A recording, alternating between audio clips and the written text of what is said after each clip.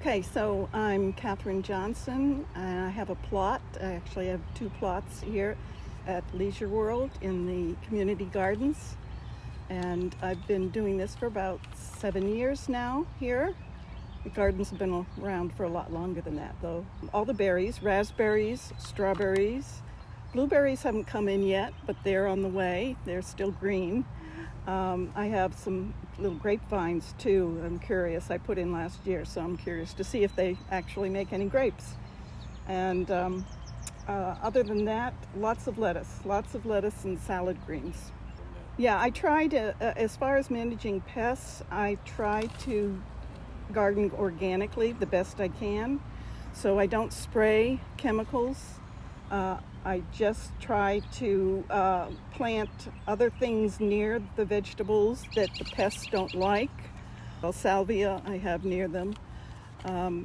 So that's basically what I try to do. And if there are pests, and there often are, then picking them off and either transplanting them or just getting rid of them by pinching them away. And that's about the only thing I can do. The most rewarding aspects are seeing things grow from just a little seed. I plant a lot from seed, and I transplant from small baby plants that I've started at home in our apartment. So just seeing that one little seed could grow a huge plant, and there are some big plants in here that are 3 feet across and 2 or 3 feet high, and it's just nature's miracle, I guess. Yeah, the preparation for the summer is different, as is the spring, because then in the spring, in the early spring, I'm starting the seeds indoors, and that's to prepare for the later spring plants and the summer plants, and preparing for the fall and winter. For the fall, I might be pulling out some plants, which I'm going to be doing shortly. I'm going to be pulling out broccoli, which is already gone past its time. So I'll be pulling that out and then replanting in that space. As far as the winter preparation, I try to grow as long and as late as I can in the season, so that in Maryland, we're lucky that we have a long season, and sometimes I can be out here gardening in October or past. And some of the squash that we grow here, the winter squash, you would be harvesting then in October or November and taking it in to save over the winter and use during the winter for meals in as late as January and February. Beginners starting, it's best to start with something easy that grows very well and easily here in a small garden. Just start small.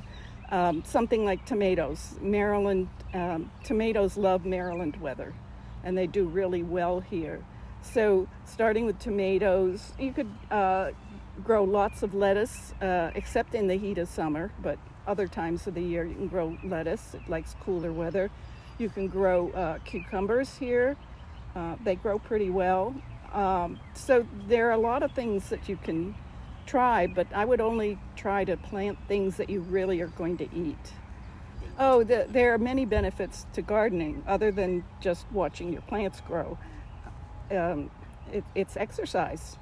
It makes you move around. You have to move around and bend and stoop and work, for a couple of hours, probably, 3 to 5 days a week. You have to be out here in your garden working on it.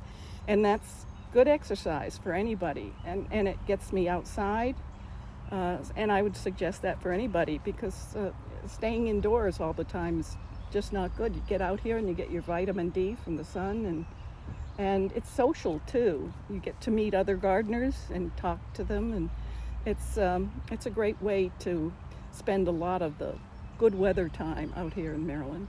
Well, I'm going to keep trying to grow cantaloupe and other melons. I haven't had great luck with them yet. I think the soil here is not the best It's more the sandy soil on the eastern shore is better for melons, and I realize that. But I would love to have some melons, but I'm going to keep trying.